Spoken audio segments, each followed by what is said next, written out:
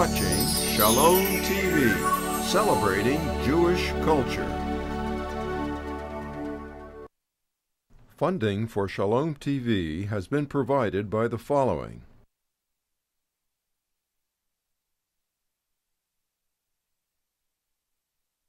And by viewers like you. Jewish Education in Media is pleased to present L'Chaim, a program that highlights the people, issues, and events of importance to the Jewish community.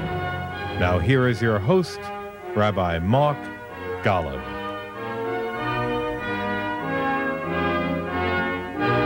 Hello, I'm Mark Golub, and there are a number of wonderful individuals on the American Jewish scene today who are making a unique and special contribution, an unusual contribution to Jewish life and to American Jewish identity, self-identity. And among these very talented and creative individuals is a wonderful woman author responsible for a best-selling novel and for a number of just terrific books about what it means to be Jewish and how to live a Jewish life. It's my great pleasure to welcome Anita Diamant, author of some 15 books, including The Red Tent, which brought her national and international recognition. Anita has also written a terrific book on Judaism entitled Living a Jewish Life, Jewish Traditions, Customs, and Values for Today's Families. She's also written Choosing a Jewish Life, a handbook for people converting to Judaism and for their family and friends. How to be a Jewish parent. She's written two other novels entitled Good Harbor and The Last Days of Dogtown. And Anita's most recent novel entitled Day After Night is a moving love story of four women interned after World War II and the Holocaust in the British DP camp of Atlit, just south of Haifa, which the British used to virtually imprison Jews who had, quote, illegally, unquote, made their way into British-controlled Palestine after the war. And Day After Night takes place in 1945 and culminates in the daring raid by Yitzhak Rabin and his Palmach to free those Jews kept at Atlit. And it's another beautiful work by Anita Diamant. And Anita, I have so long wanted to meet you, and I am so grateful for the time you're giving us. Thank you for joining us. It's my pleasure, Mark. It's great to be here. Day After Night is a wonderful book. Red Tent is a wonderful book. And everybody now associates you with Red Tent, but you have written so much, much more, and you've made a contribution in so many, many ways. I want to begin by just talking a little bit about you and how you get to be who you are. Is that all right? Okay. Okay. They're fine. This is what I know. I know both of your parents were Holocaust survivors. Their names. Maurice Diamant and Hélène Diamant. Okay. You're born in Newark. You moved. I was born in Brooklyn. You're born in Brooklyn. Okay. You Moved to Newark. Grow up in Newark, but then when you're 12, you moved to Colorado. Right. Okay.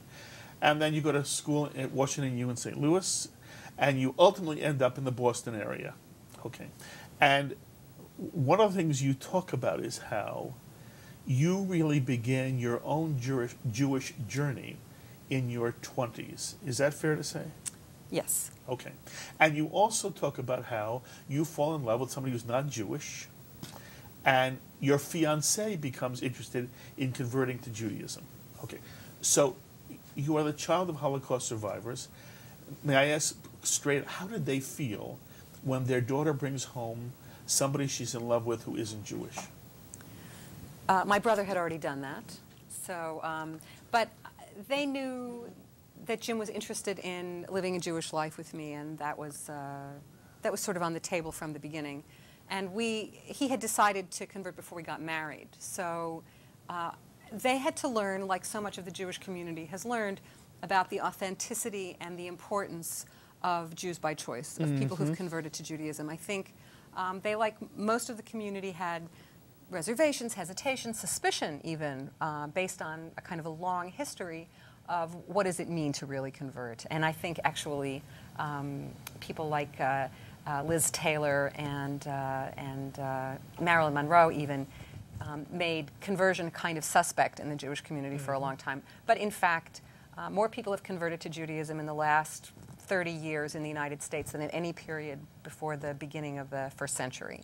It is really an important part of who we are as an American Jewish community, and Jews by Choice have added enormous strength, energy, passion, and diversity to our community. So they learned, we all learned as a community that this is an important part of us. And as I like to say, Jim's conversion to Judaism in some ways was also mine in terms of committing and of affiliating and of becoming active in the Jewish community. I was always Jewish. It was like as much as my language, my gender, being Jewish was just who I was. But making a commitment and figuring out how to affiliate and be part of the community was something Jim and I did together. Anita, talk to me a little bit more about that. By the way, I think what you described is so true for so many American Jews. But I want you to talk a little bit more about that, because you grow up as the second generation. You are a daughter of Holocaust survivors. And Jewishness, you say, was part of who you were from the very beginning. And yet you describe that in some way a journey began for you with your fiancé who becomes your husband. Right. I want to know what your Jewishness was before that journey begins for you formally or with him. I think it's ethnicity as much as anything else, and a understanding. I grew up in a household where more than one language was spoken. There was Yiddish, there's also French and Italian and German, and being Jewish was also very identified with liberal and progressive politics. Yes. With a sense of social justice, with music, both sort of Yiddish music, but even more classical music. Yes. So it was a real cultural and ethnic identity, and that was something that I was pretty clear I couldn't pass on to another generation. So what was it I could pass on to another generation with somebody who did not grow up with even an ethnic or cultural identity? So I had to figure out how I could be authentically an American Jew and pass that on to any, at that point, theoretical children that I might have. So that was the journey that Jim and I took together. Did you have Shabbat in your home growing up? Not on a regular basis, no. Okay, so it was a secular, yes. cultural, very secular. Jewish home. Yes. Okay. You right now, you have written so many wonderful books. How do you come to write Living a Jewish Life, Jewish Traditions, Customs, and Values for Today's Families? How do you come to write this book? Well, the first book I wrote was called The New Jewish Wedding. Yes. So my books I have written 6 guidebooks to contemporary Jewish life, and they kind of follow, not exactly, but they tend to follow my own Jewish life cycle. So when I was getting married, and Jim and I met with our rabbi, it was Lawrence Kushner, and I said, what should I read? A typical question. He said, you should write a book about Jewish weddings because the books aren't so helpful. The books were very much etiquette books. Or they were written by Orthodox rabbis, which did not speak to me as a Jewish feminist, nor to my husband, who was converting to Judaism. So they really didn't speak in any way to our experience or to what we were learning from our own rabbi about what constitutes a Jewish wedding. So that was the book I wrote first. So I wrote the wedding book, and then I said, I don't want to write any more Jewish books. I don't want to be typecast. But then I had a baby, and there were no books. I had a daughter. And there was really nothing published. There were a lot of files scattered around the country for naming ceremonies for daughters.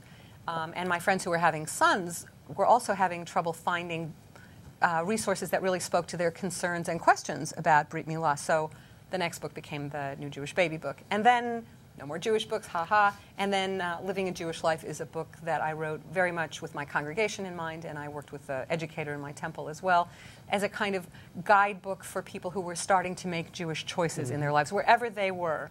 None of my guidebooks have shoulds in them.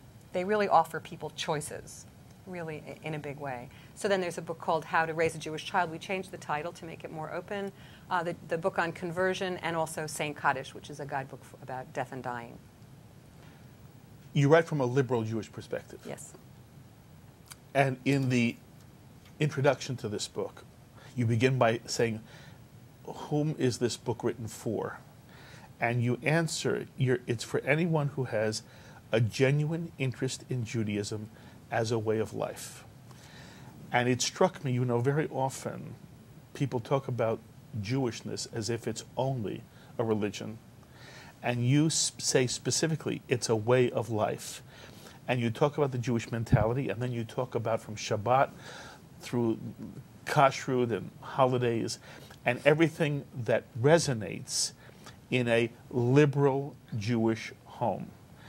And it strikes me, and my question is, because this developed for you, and again, you already said, it's almost as if we can watch you growing from becoming married to having a child to creating a Jewish home of your own. And I don't want to presume, was the book about Kaddish because somebody in your own Yes, family died? I wrote it a full year after my father died. I would never have written that without the experience of being a mourner. So. Okay, so in essence, your life has enabled you to bring the reader into the entire experience of Jewishness. And so my question is, as you look back on your own journey, was there a moment that when you said to yourself, the richness of the Jewish tradition is something that you now want to articulate? Is there a moment when your own Jewishness became not simply the fact that you were born to your mother and father and you had a cultural, secular Jewish identity, but there was something about the Jewish tradition and the Jewish way of life that somehow grabbed your soul?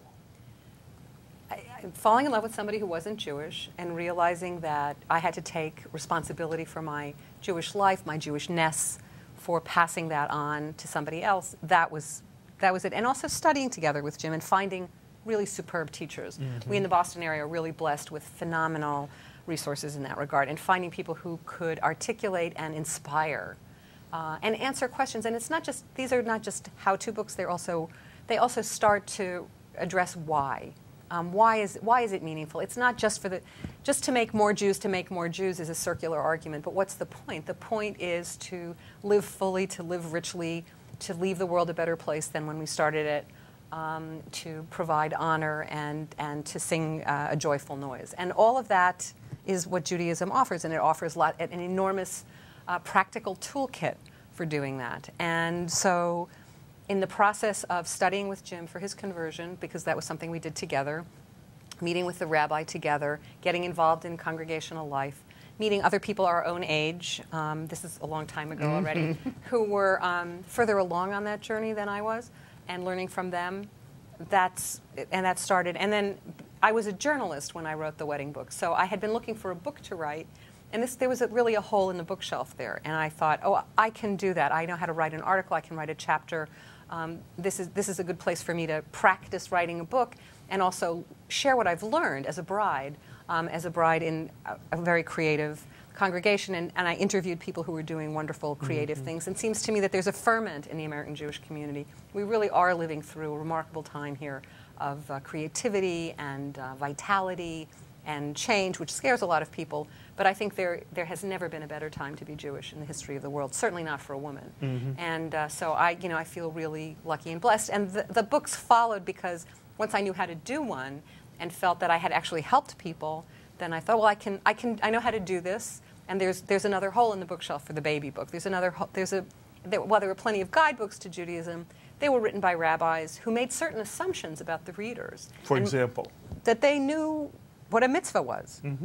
That even the most basic vocabulary, that can become a barrier. So for me, my assumption about the reader is that they are genuinely interested for one reason or another, because they're getting married, or it's Hanukkah and I want to know how to make Hanukkah in my house and make it really beautiful and fun, because my daughter married someone Jewish and they're starting to do these things and I want to understand what they're doing. So it is written for any reader who's just plain interested, and that the language and no expertise, no prior experience necessary. Exactly, by the way. You have perfectly described your books. I'm very pleased. Did you and Jim experience any real difficulties in creating a Jewish home of your own? No. We joined a synagogue right away. The rabbi who married us became our congregational rabbi. We got involved. We had a lot of support. So I don't feel, and we were we're in a country, in a time, in a community, in a city where we had lots of resources. Were his parents living?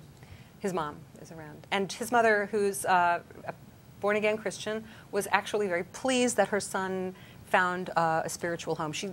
It took a while for her to understand fully what he was doing, but at the same time, she's always been enormously supportive. And the only time I've ever gotten a Passover card from anybody has been from my very sweet mother-in-law. What do you do at Christmas time, especially once you had your daughter? To what extent does your husband's mother, who is also the grandmother of your daughter, what rights does she have to your daughter at moments that are important to her religiously? Well, we actually never lived in the same community, so it was never the kind of pressing issue it can be if you live a few doors or even a few miles from family. But having talked to people over the years, including friends and members of my congregation, I think there's so much tension in the Jewish community about the Christmas tree. Christmas tree is not a cross. And I think there's been a real conflation that a Christmas tree is a cross.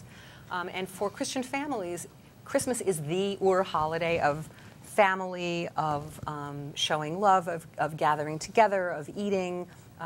Food around Christmas is as big as food around all Jewish holidays combined. And I think the Jewish community is taking finally a deep breath and realizing that it doesn't have to threaten you. If your children know who they are comfortable with who they are, and have a real connection, that having Christmas at Grandma and Grandpa's house, it's their holiday. And children understand if it's somebody else's birthday and you go to their party, you might get a little prize, but it's not your party, it's not your birthday, and you can celebrate with somebody else. So I think if parents are clear about that, celebrate Hanukkah with great joy and authenticity, and include real meaning as well for parents as well as for children, and then go help Grandma and Grandpa celebrate their holiday. You know, and I've heard this from children who grew up in families like this as well. It's not such a big deal, and there's less tension around it. And the more confident you are in your Jewish identity, the more Jewish your home is, the less of a big deal this is. Although it continues to be, it's the time of year that raises the issue for all of us, that we really are countercultural as Jews, that we are making a decision outside of the mainstream, which is a great teachable moment for kids. They're not always thrilled about it, but you talk about it. And so I remember when my daughter was 6 or 7, just hating Christmas lights on all the houses outside. She was just furious that they should be there. It was an affront to her as a Jew that there should be. And I said, they're so beautiful. No, I don't want to hear about it. And the following year it wasn't an issue for her. But you have to let them all have their own feelings. But it hasn't scarred her. I've often said when I've been asked that Christmas is very beautiful. It isn't ours, but it can be appreciated as something very, very beautiful. And, you know, if you're in a Hallmark store getting a card for any reason at Christmas time, and you hear chestnuts roasting on an open fire, it's a very beautiful song. And it can bring tears to one's eyes. And didn't somebody Jewish write that one? Yes. I mean, probably Irving Berlin. I don't know, but he wrote a lot of them. So. Yes, he did. Yes.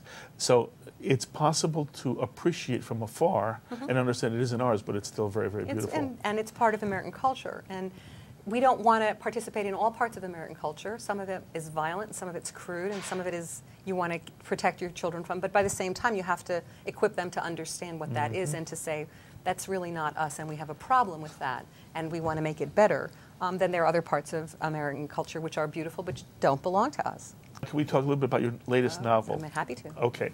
So, Day After Night, how does Anita Diamant become so interested in Atlit and this experience? And I'm also interested in knowing how much of this is the result of your own historical investigations, and to what extent is this your imagination?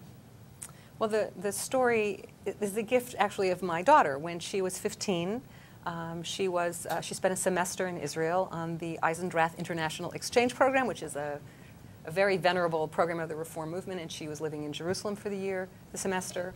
And Jim and I went on the parents' trip to visit her, along with the other 60, or there were about 60 kids, and it was our first trip to Israel. So Amelia brought us to Israel. And we went on their tiyulim, on their field trips. And the semester includes English and math and all the other subjects, but also a very in-depth course on the history of Israel from prehistory through the founding of the state. We went pretty late in the year, so we were there for the founding of the state field trips. And one of the stops, in addition to Latrun, which is a battlefield and and Haifa and a few other places was Atlit, which was the internment camp. And so, which is a living museum. It's open to the public, and school children, Israeli school children go a lot, and also some visitors from the United States. It's not a place surrounded by barbed wire and given a terrific history by Baruch Krauss, who's the director of EIE, and told us the story of the Great Escape and what happened. And I thought, boy, now there's a novel. And I'd certainly never heard that story.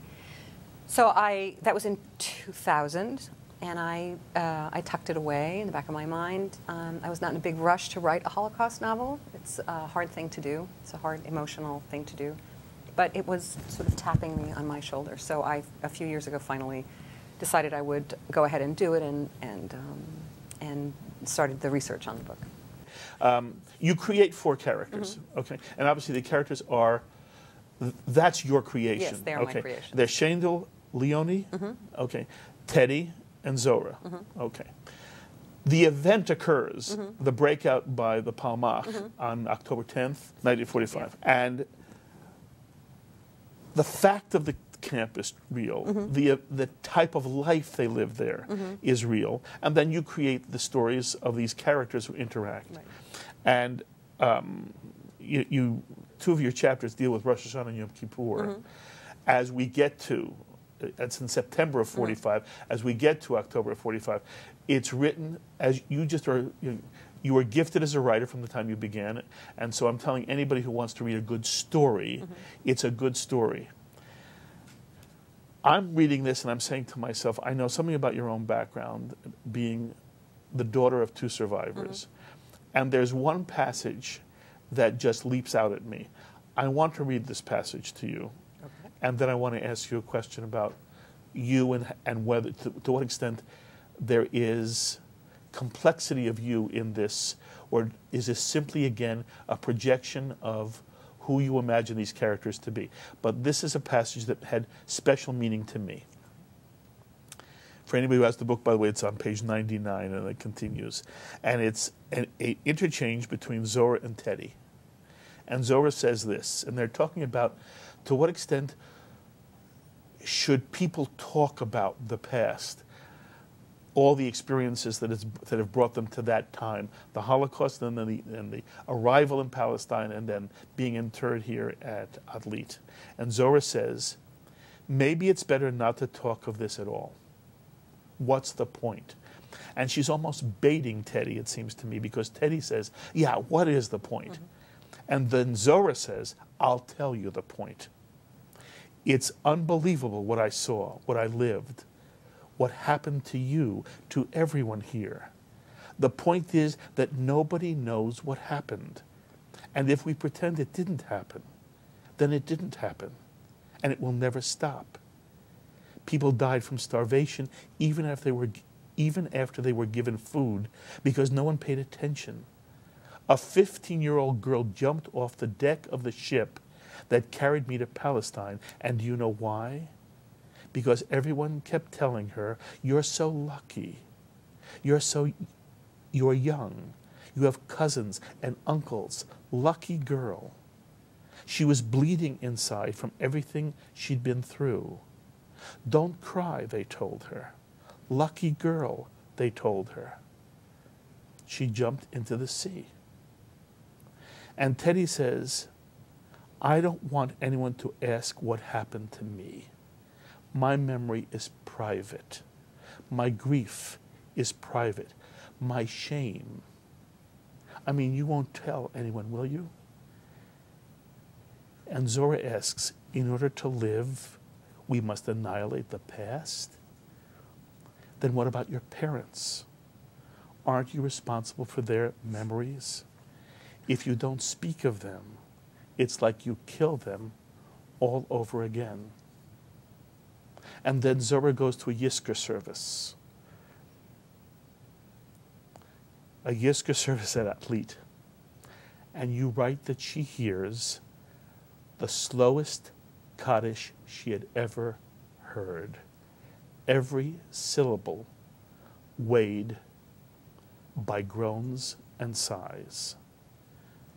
And she thinks, Zora thinks, We need a new Kaddish in 1945, an honest Kaddish that would begin, accused and convicted, heartless and cruel, beyond anything the human mind can understand. And instead of the last line, Oseh Shalom, Zora says, God who brings. So how does this passage come out? And to what extent is Anita Diamant expressing anything that she believes is true? How hard is it? How hard was it for your parents to talk about this? To what extent do your parents, to what extent do you want this to be forgotten? To what extent is it necessary for someone like you to remember, because by remembering, you keep your parents alive?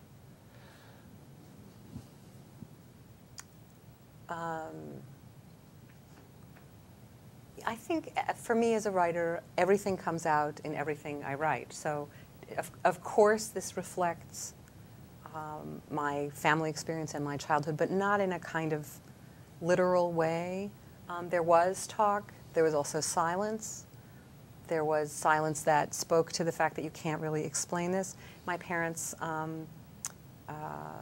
both escaped concentration camps. I mean, they were not in concentration camps. They narrowly escaped that fate. They were interned in Switzerland, both of them, which is where they met. And they came to the United States after the war. So the grief and the loss of what was being a little girl and seeing my mother and grandmother crying when they mentioned my uncle's name, my mother's brother's name, that was, you know, all part of it. And as I tell people, I don't remember learning the word Holocaust. It was part of my vocabulary from like chair and table. It was just part of what I knew growing up. So it's always been with me. I think doing the research for this book and reading about the ways that survivors were really time, which was a point of shame for Jews all over the world, I think. So, so Do you all remember of this. that as a child? I remember that phrase, but I don't remember. You know, I don't remember feeling that. You know, feeling that. But I remember the phrase. And survivors often say that, why did I survive? Oh, absolutely, and I think that's true for every survivor. Why did I survive? There's great guilt in survivor guilt has been described and talked about. Why me and why not my brother? Why me, not my father? He was so much more than I was, and that's part of what we live. And it really wasn't from the research I did until the Eichmann trials in 60, 61, that really people started talking again in a big way. I mean, there were lone voices and there were great writers about this, but that it should become a floodgate of novels and memoirs and movies and art about this. Probably took something close to a generation for that to happen, but it also took opening kind of in a public way what had happened on television, actually globally. So the Kaddish scene also came out of something I read of. There was actually, I don't know if it was in 1945, but there was a mass Yizkor service at the end of the day, which did bring together the different communities who did pray separately. Thank you very much. The Russians didn't want anything to do with the Romanians and so on and so forth. But at some point, everyone did come together. There was also a very moving thing I read about a very young rabbi on a destroyer in the Mediterranean holding a service which included some survivors as well as servicemen. Yes. Can I interrupt just a moment? I want our audience to understand. In the book, as I said, this was Rosh Hashanah and Yom Kippur. Right. For Yizkor, you point out that each community in Atlit had their own little service, Yizkor service, right. actually their own Yom Kippur service, right. and that everybody had to choose which service they wanted to go to. And there was the Communist Socialist service. Right. And there Which was wasn't really a service. Right, exactly. Yeah. And then your point in the book is, at the very end, there's this Yizkor service that sort of evolves, and all of Atlit comes together, and you're saying that that was true. I don't think it was in 1945. But it doesn't matter. Yeah, so that kind of thing did happen. That's right. And so that's the dance between historical Yes. record and fictionalizing it. So I think that did happen at some point. Yes. I'm 99% sure it wasn't 45. And that's the context in which Zora here is saying Yes. she's hearing the slowest Kaddish ever. Right. Now that was your imagination. Yes. Okay. Why? What do you think? What do you think was there for you? Well, Kaddish is, it is, you know, when I wrote a book called Saying Kaddish, it is sort of this elemental, almost lullaby of the Jewish people. And it is a doxology. It praises God. It doesn't mention death. And Zora, who's very smart about this stuff, knows that and points it out. If they knew what they were saying, they wouldn't be saying this. And she's furious. And she's furious with the righteous anger of Jews, which I saw in my family as well, my extended family as well. How do you pray to God after having lost most of your family and your entire community and your life? How dare you? What she says a few times. So that's part of the survivor experience. Yeah. Also, part of the survivor experience is great piety, and I think what I tried to do with this book is convey the complexity of response after unspeakable loss, brutality. You're alive and you're young, and there's somebody of the opposite sex across the room, and life insists, and we are a resilient creature, and we are resilient people, and you know the opposite of destruction in this book is creation, and yet there's this terrible tug, and it's not a straightforward halutzim moving forward into the future, nor is it people who've gone insane from the horrors that they've been through. It's both, and it's neither, and it's everything in between.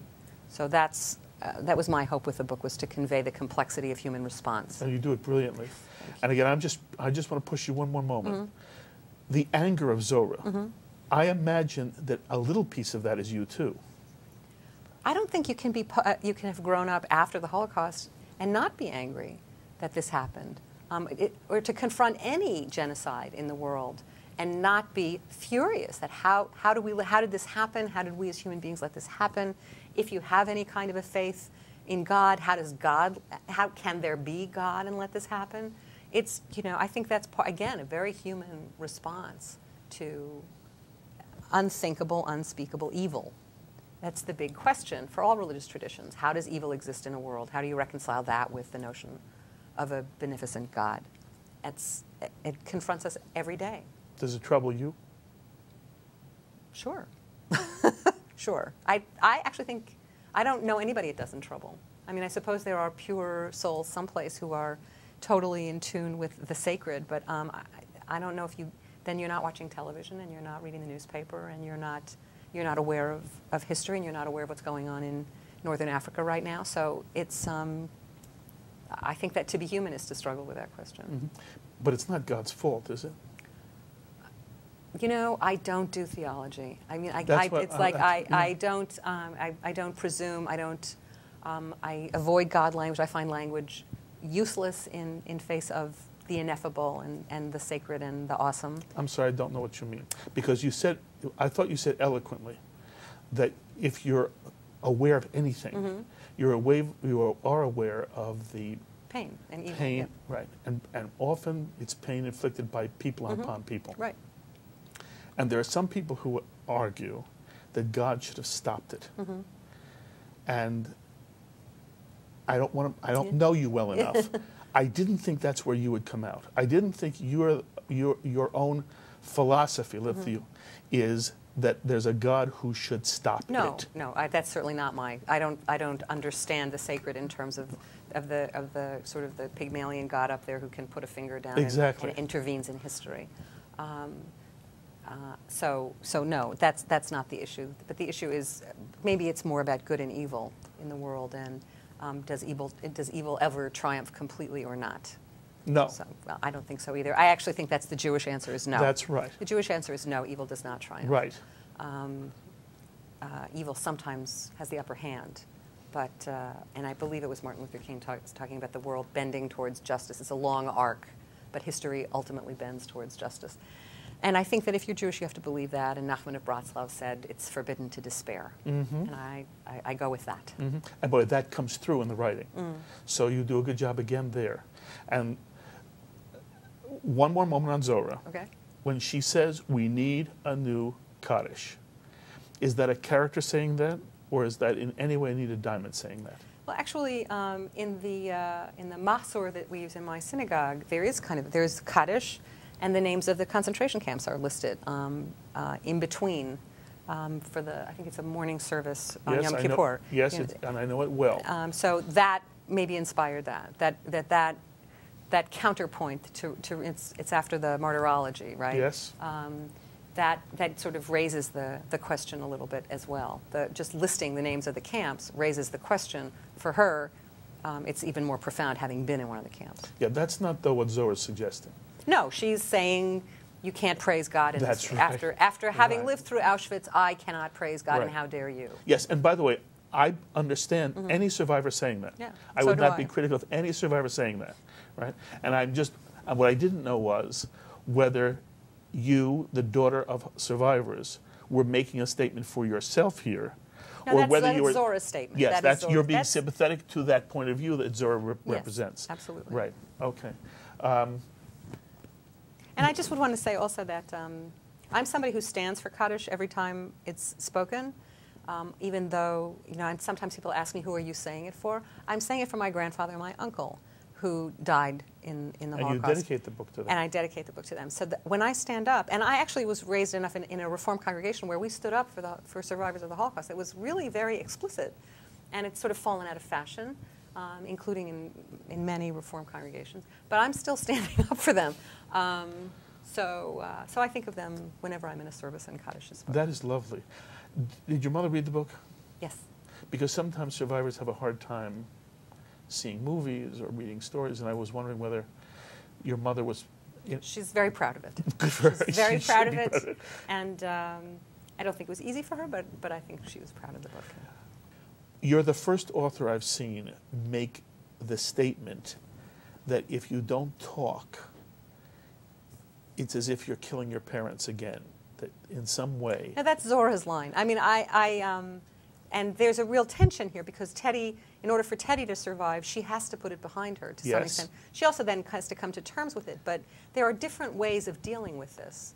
And I would never presume to tell anyone that it's right or wrong. There's not one way. There's not one way. Zora's way is she's a very fierce kind of character, and she has very strong opinions about things. It doesn't work for everybody. Not everybody can survive with that. That was her way of surviving. It's the second time, by the way, you've talked about not trying to say ought in what you write. And I like that. And very often we have in this Jewish world we live in, people who tell us what we ought to do, as if there's only one emotional response that's appropriate. And what you're trying to help us understand through this book and other things you've written is that the human experience is such that you can have that there is more than one authentic, honest, real, and workable response emotionally, yes? Yes. I mean, that's one of the great things about being human, is that how diverse and how different we all are, and that's why meeting new people is always like starting over again, because everybody's different, and responses to tragedy. And you don't have to have lived through the Holocaust or have that in your family to understand this. So many of us have had loved ones ripped away from us for absolutely meaningless reasons, and loss and grief and the randomness of the universe can rip your heart apart no matter what. So the openness of a broken heart means that people can read one another's stories. So while this is a particularly Jewish story, I've gotten some lovely responses from non-Jewish readers as well, who understand on a very profound level about what it means to be a human being and face how do you confront the future when you're carrying this terribly painful past.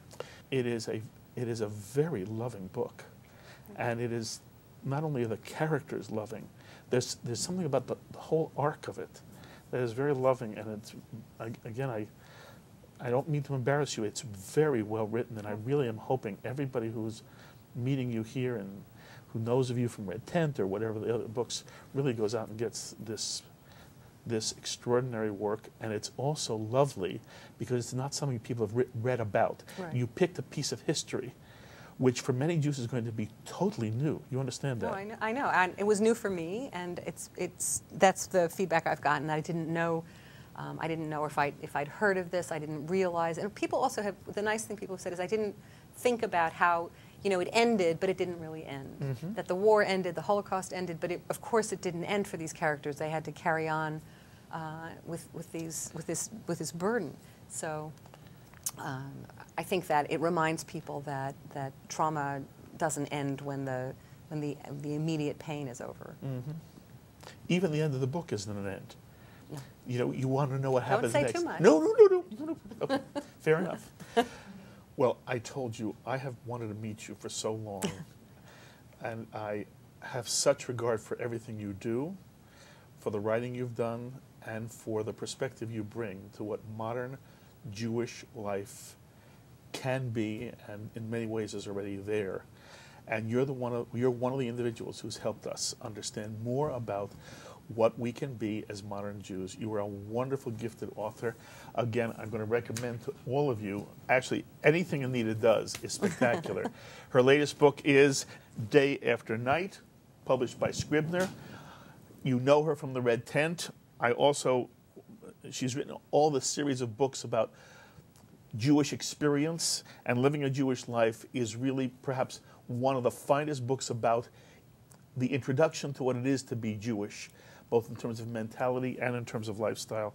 I wish you kol tuv v'hatzlacha. May you only do more and more wonderful things for us, and from time to time maybe we'll get a chance to talk some more. Great. I appreciate it, Anita, very, very much. Thank you. Thank Thanks you. a lot. Anita Diamant, and of course, if you'd like to respond to anything you've heard Anita say on this program, please be in touch with me either by email or by mail. And if you want to be in touch with Anita Diamant yourself, you can do so through me. Email me, and I will forward your emails on to her. Until the next time, I'm Mark Golub. Be well, my friends.